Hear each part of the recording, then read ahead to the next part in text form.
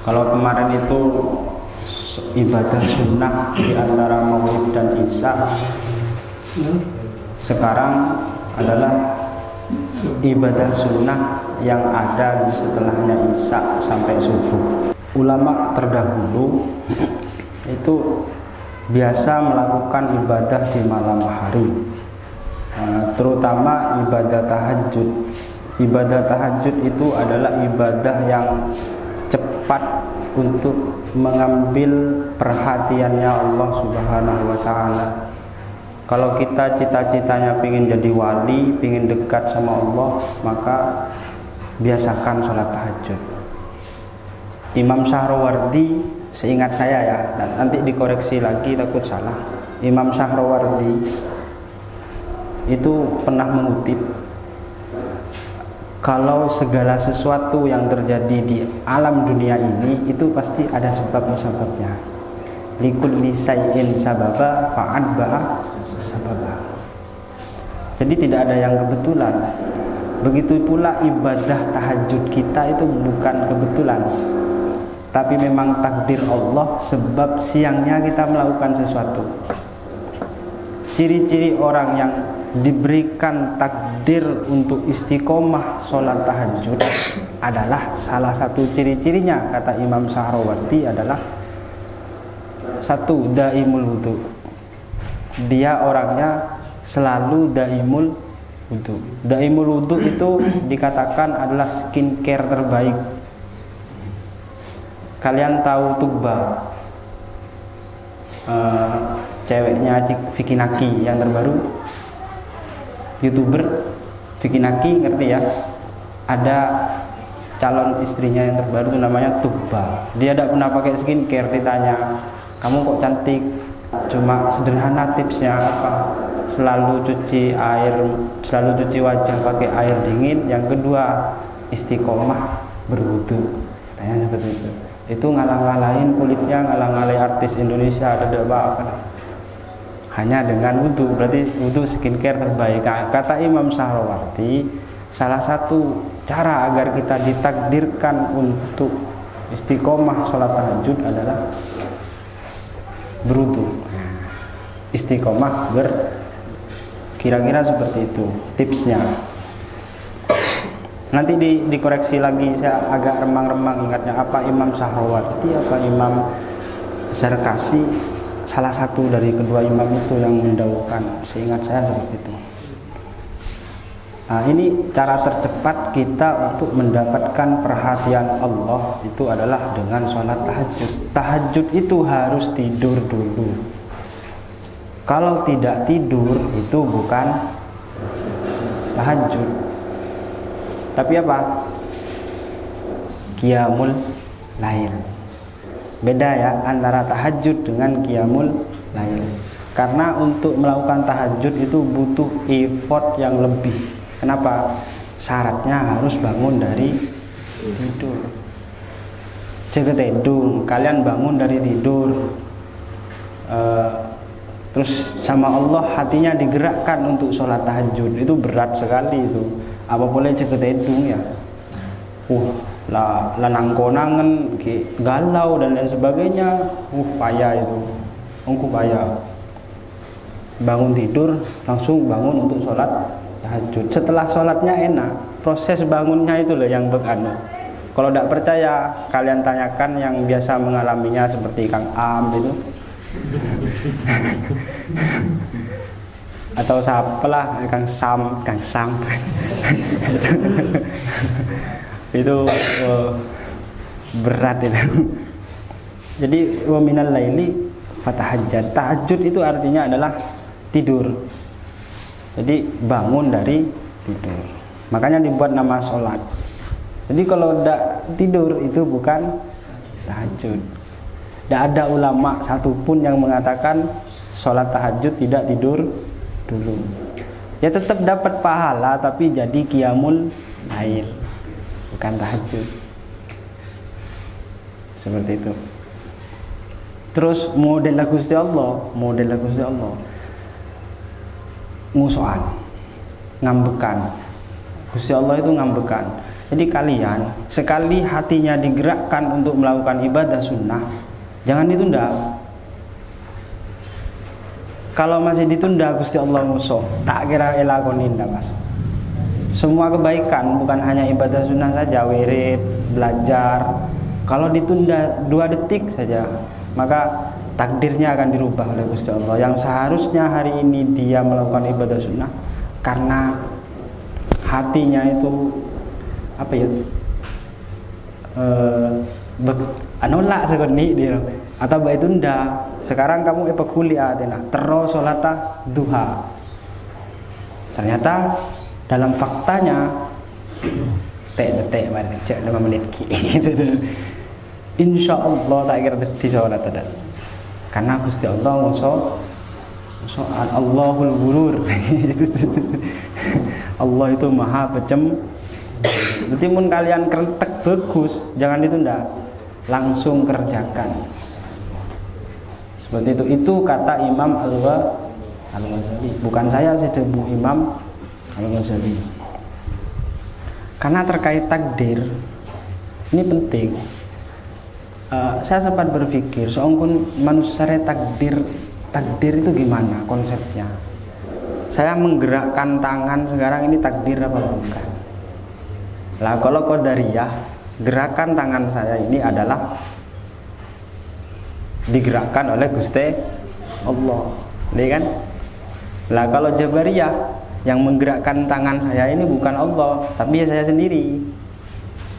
Lah Asy'ari matu jadi gerakan tangan ini adalah ada andil manusia, ada andil Gusti Allah. Dengan konsep tawassutnya itu. Saya kasih contoh gini. Ini agak berat pembahasannya ya. Dari tahajud Pak ke takdir ya. Tapi memang penting disampaikan. Jadi ada perdebatan antara fi'lu qadariyah sama jabariyah. Waktu itu Imam Al-Ghazali berdebat sama Imam siapa tuh? Gembongnya Mu'tazilah waktu itu. Debat, ternyata pada tak terima. Akhirnya Imam Al-Ghazali, Imam Zamakhsyari. Akhirnya Imam Al-Ghazali bukan mengorbankan ya, putrinya yang umur 16 tahun menawarkan diri dari mamun gula kabin bi Imam Zamakhsyari ba.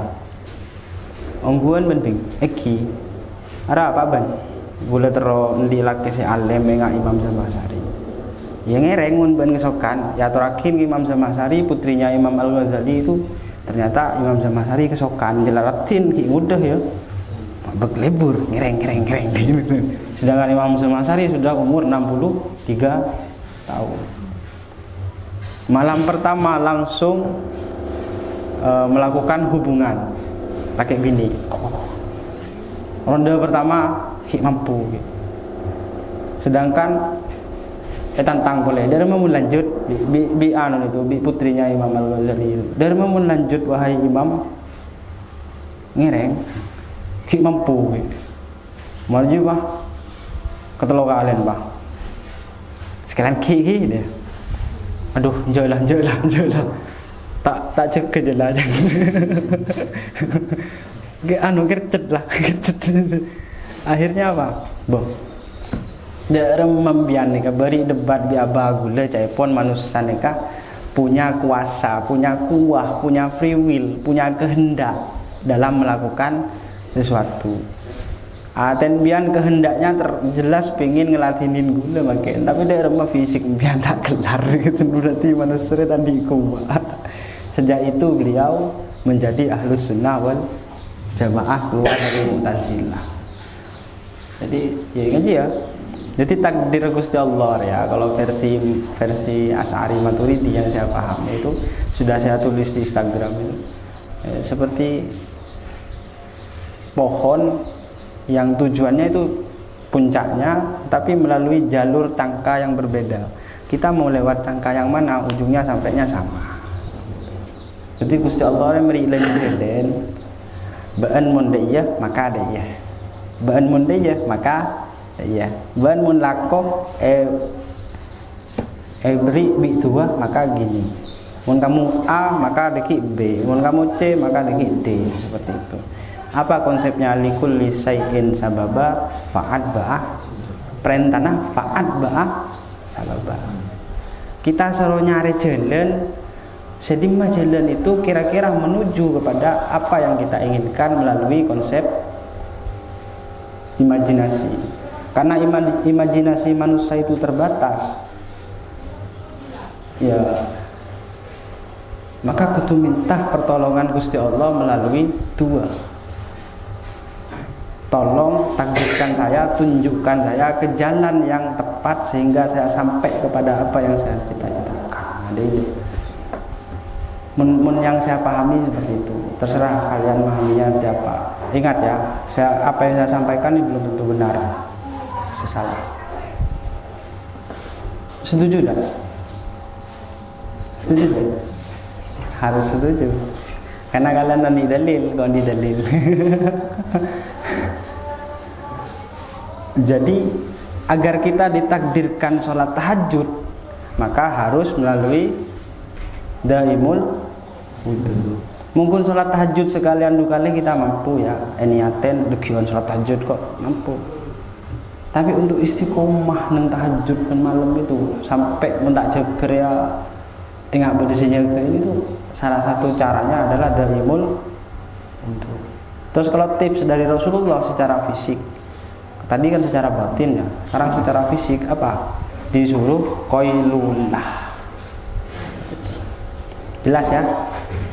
Lanjut. Bahwa tahajud adalah jawab Rasulullah melalui tahajud bihi nafilah. Tahajud itu ada di dalam Al-Qur'an yang berupa ayat Al-Qur'an wa minal laili fatahajjad bihi nafilatan lak. Wa fil ma'sur annallaha yajibuhu minal 'abdi idza qama an firasihi baina ahlihi wa yubahi. Jadi kalau ada orang yang sholat tahajud sama Allah itu dipamerkan kepada malaikatnya, ya tang hamba gaswat. Jadi memang tahajud itu adalah jalan tercepat untuk menambah tambahan derajat. Nafilatun itu artinya derajat. Wa minal laili fatahajjad bihi nafilatan lak, sebagai tambahan derajat untukmu. Semakin kita sering sholat tahajud, maka di mata Gusti Allah derajat kita semakin naik sehingga kita menjadi kekasihnya Gusti Allah. Dijawab megawatnya kita istiqomah sholat tahajud. Saat ini tak tahajud cek. Jarumah cara yang berburu kan malam tak tidur cek. Suruh tidur malam cek melarat tamat tare. Bismillahirrahmanirrahim. Al-Fatihah.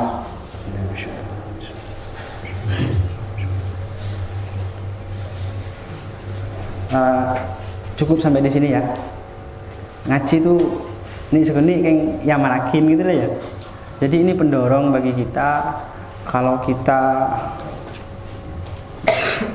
melakukan sholat tahajud maka akan semakin dekat ke Gusti, dipamerkan kita.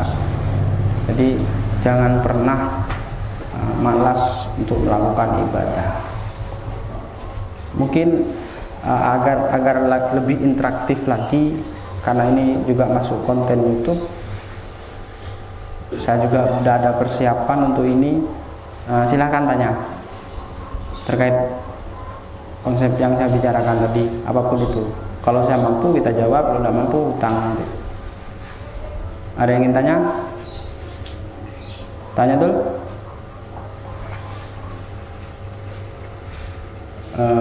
Ada yang mau ditanyakan? Biar lebih seru gitu loh. Mumpung belum saya tutup. Apapun itu, contoh cara nilai bekal dalam menu nyari, atau mau nanya alamat. Ya, semoga kita takdirakin Gusti Allah di orang-orang sebagus saya mampu ngamalakin apa sih kita aji, walaupun tidak sekarang, ke depannya. Saya suka dengan debut badela itu, menggebudi nikah nyaman mikir, mengkade nih nyaman ngayal. Sepat demi kawan mikir gede. Dari mah mun kebudi mikir, mun kade ngayal, mun semakin itu berarti objektif. Ada yang tanyakan? Terkait Imam Az-Zamasari itu. Oke. Ketika belajar di Ma'had Ali dulu, Ya, diginikan.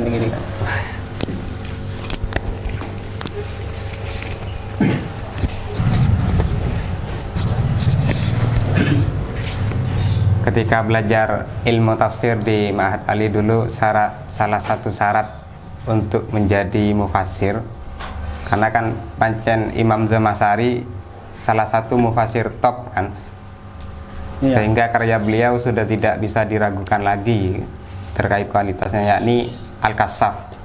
Tafsir Al-Kasyaf kan pengarangnya Az-Zamasari, Iya. dan itu digunakan oleh mayoritas kalangan santri, terlebih juga yang Ahlus Sunnah juga menggunakan referensi Al-Kasyaf. Salah satu yang saya pertanyakan,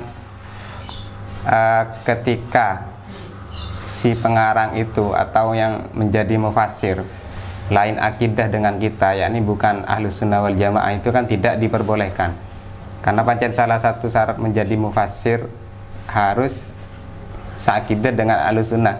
Kalau mau digunakan tafsir Al-Quran atau interpretasi Al-Quran yang digunakan oleh Ahlus Sunnah. Nah, itu kan sebelumnya itu ketika Az-Zamasari mengarang Al-Kasyaf kan masih Mu'tazilah. Pertanyaannya, kenapa kok dimuktabarkan dalam interpretasi Al-Quran dalam Ahlus Sunnah wal Jamaah, sedangkan beliau sendiri bukan Ahlus Sunnah wal Jamaah? Terima kasih atas pertanyaannya beliau Ustadz Didin dulu. Jadi pikirannya masih fresh. Pertama, saya agak ngerasain Imam Zamasari dulu. Imam Zamasari itu sebenarnya nyalon DPRD gagal loh. Beliau itu 4 kali atau 5 kali nyalon DPR, tak ada. Akhirnya toju Pak Ubul ngarang kitab, itu kisah beliau. Kitab yang muncul, kitab apa? Kitab Al-Kasyaf. Saya rasa metodologi yang digunakan itu tidak keluar dari jalur yang kita gunakan juga.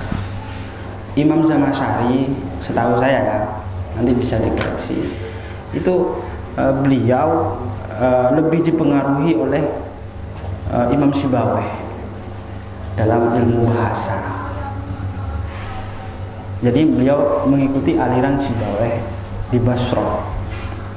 Makanya kitab-kitab yang beliau gunakan itu lebih kepada kajian bahasa. Model penafsirannya pun metodologi pendekatan bahasa. Itu Imam Zamasari. Makanya kalau kamu baca kitab Al-Kasyaf, coba diteliti. Itu pasti untuk senjata yang digunakan beliau untuk mengupas ayat Al-Quran itu pasti linguistik, stylistik, sama hermeneutik. Mun bahasan kita itu belaga, nahwu ini itu. Saraf itu Kufah ya. Imam siapa? Imam Jalal ya. Okay. Saraf itu aliran Kufah. Bukan aliran Basra. Basra tidak punya saraf. Justru saraf itu dari Kufah, yang justru dalam ilmu nahwunya dikambing hitamkan, ya kan? Masih banyak pengikut aliran Imam Sibawayh. Ketika bahkan ada kalimat seperti ini, kalau ada pertentangan antara Basra dan Kufah, maka yang didahulukan adalah Basra. Itu kan mengkambing hitamkan Kufah, padahal mereka juga mengutip ilmu saraf, yang mana itu muncul dari ulama Kufah. Nah, Imam Zamasari itu lebih pada kajian bahasa. Maka kenapa kok masih kita gunakan dan dianggap muktabar? Saya tidak tahu ya. Kalau pemikiran saya seperti ini, kebenaran itu ada dua. Ada kebenaran yang subjektif, ada kebenaran yang absolut. Kebenaran absolut itu adalah kebenaran yang nggak pernah bisa dibantah. Contohnya Allah pada situ, itu kebenaran absolut, tidak bisa dibantah. Kebenaran yang kedua, kebenaran subjektif, di mana kebenaran itu akan menjadi kebenaran jika disepakati bersama. Kemungkinannya kitab Al-Kasyaf ini sudah diteliti oleh berbagai ulama dan hipotesa yang ada di dalamnya itu sudah diterima oleh ulama, semua ulama. Sama kayak kitab Noto gitu ya. Akhirnya jangan mutabar karena ada yang melenceng di sana. Sejauh ini belum pernah dengar saya keterangan di kitab Al-Kasyaf yang melenceng dari akidah Ahlussunnah wal Jamaah. Nah, makanya kalau melihat kebenaran subjektif, maka harus dilihat bareng-bareng dan disepakati. Setelah disepakati, maka itu menjadi kebenaran yang absolut. Jadi harus dibedakan dulu. Nah, saya tidak tahu alurnya kenapa itu bisa mutabar, tapi kemungkinannya dari arah sana. Kalau prediksi saya belum pernah belajar sejauh itu soalnya. Gimana? Cocok? Oke. Ada pertanyaan lagi?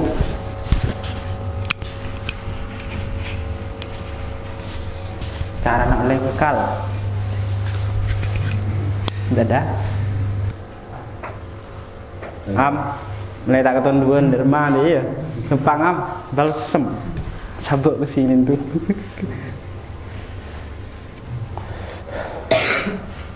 Itu kitab Al-Kasyaf itu bagus ya kalau kalian ingin memperdalam ilmu nahwu, ingin memperdalam ilmu balaghah. Di sana sangat detail sekali kajiannya. Kan beliau itu memang dari kecil favorit banget sama Imam Subawai. Sampai itu bagaikan kitab hadis bagi beliau itu, kitabnya Imam Subawai yang berupa kitab Al-Kitab. Jadi Imam Subawai ngarang kitab, tapi ternyata kitabnya tidak dikasih nama, kelepain. Akhirnya terkenal di berbagai mancanegara, terkenal dengan Al-Kitab Lis-Sibawai begitu. Saya sini seri songken Kufah, mak bisa dari di mana Kufah yang ke salah lolo itu. Sampai statement itu sangat terkenal sekali ya Din ya.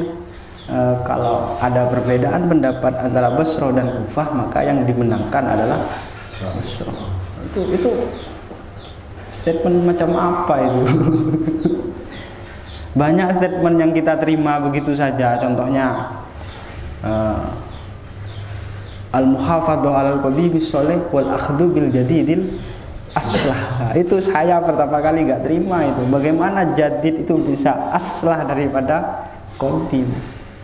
Harusnya kalimat itu tidak bunyi seperti itu. Yang benar gimana? Mungkin saya ya. Al-muhafadzah 'alal qadimis sholih wal akhdhu bil jadidis sholih al muwafiq lis zaman. Ya mungkin ya. Bukan aslah, tapi saja aslah lebih dari qadim karena korni wa khairul qurun korni wa korni kan dairo kan? Tak bisa saja. Nah, kita menerima statement itu dari dulu iya saja dulu. Padahal riwayat dari siapa tak jelas, aja ulama siapa dok saya ngaku dok. Iya kan? Nah, makanya kita sebagai mahasiswi, ya, saya agak bilang mahasiswa karena kalian gampang galau. Sebagai mahasiswi, lebih baik kita harus berpikir pragmatis. Jangan sampai kita menerima statement apapun begitu saja, termasuk statement saya. Harus kalian teliti lebih lanjut lagi. Semua, karena kita pada manusia. Jadi jangan menerima segala sesuatunya begitu saja.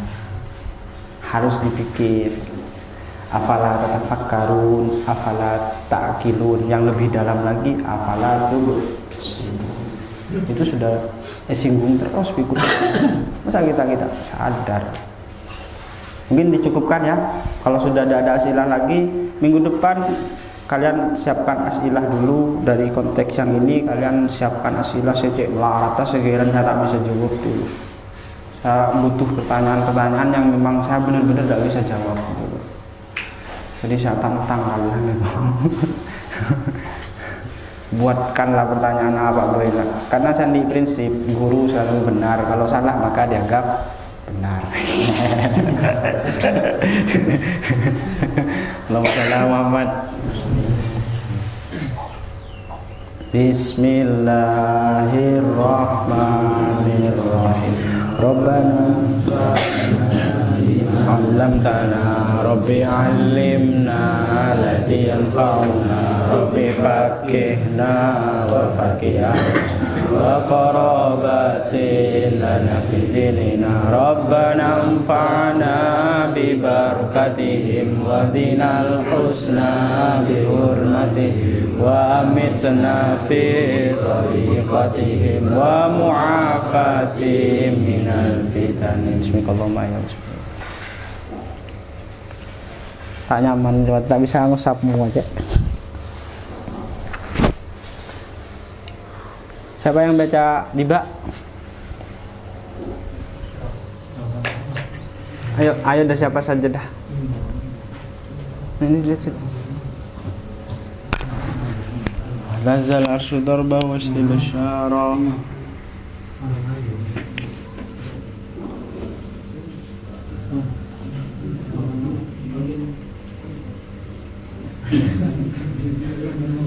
Yuk, Mam.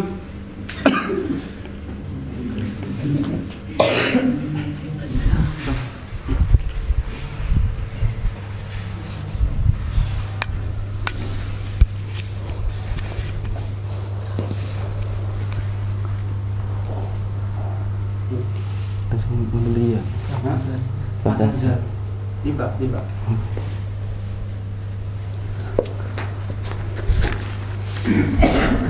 Mana ini?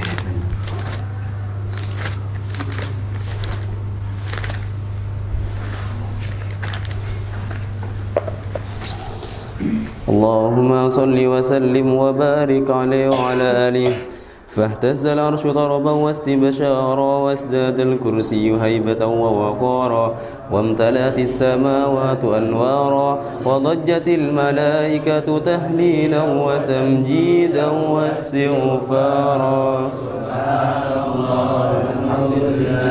ولا إله إلا الله والله أكبر سبحان الله ولا إله إلا الله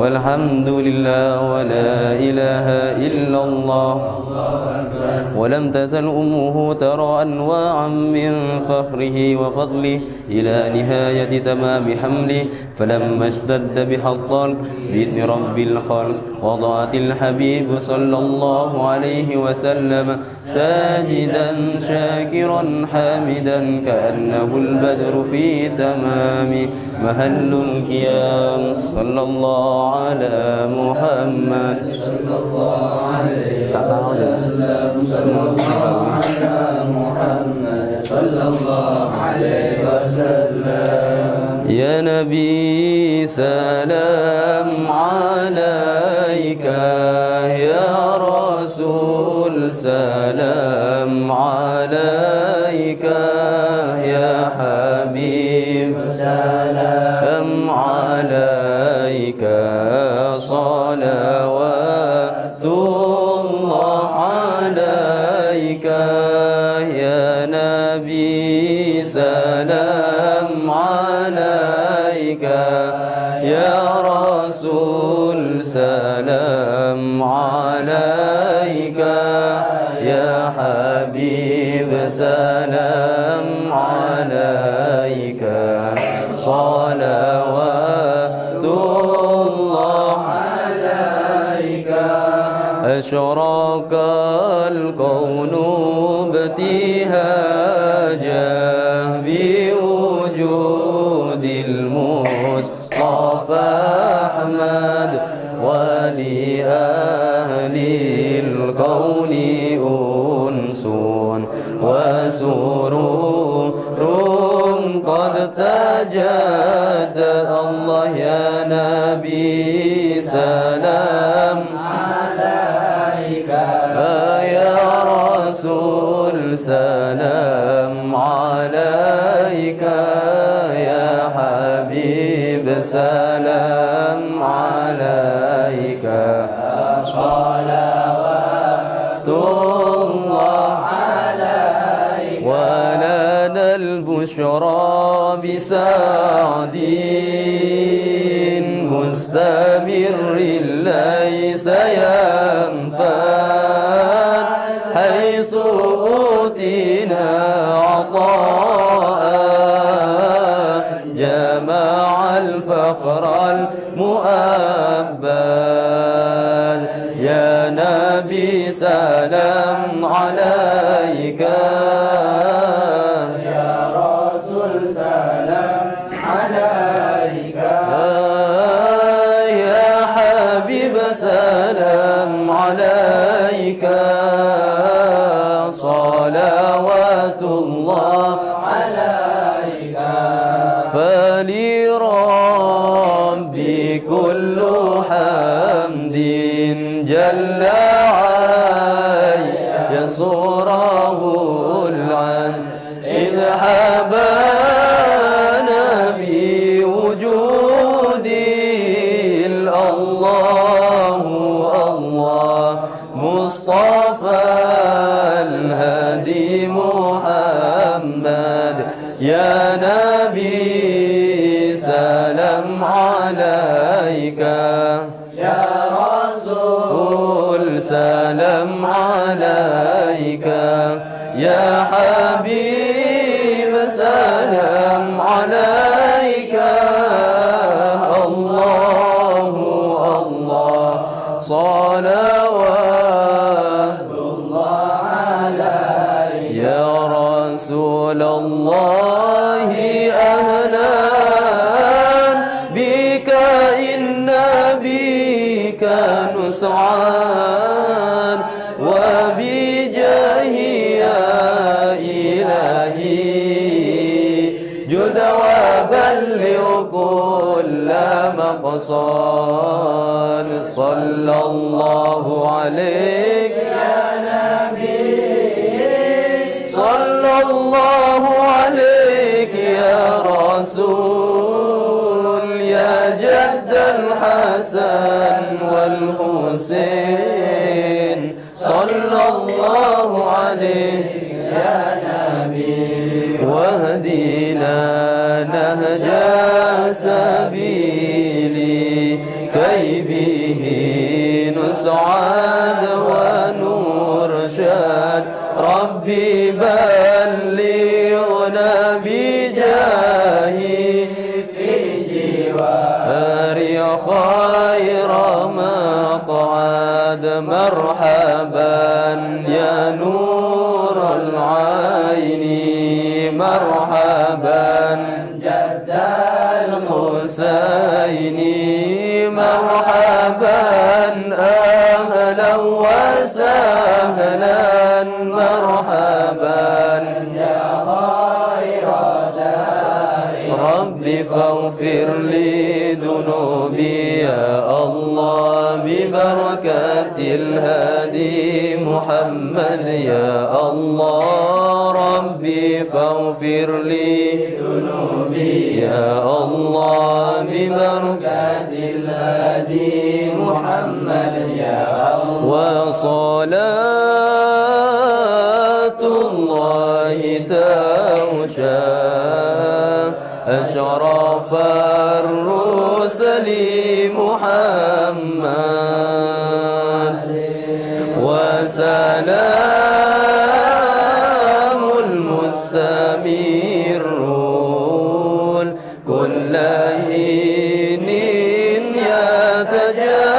يتجدد صلى الله على محمد مرحبا صلى الله عليه وسلم مرحبا صلى الله على محمد مرحبا صلى الله عليه وسلم مرحبا اللهم صل وسلم وبارك عليه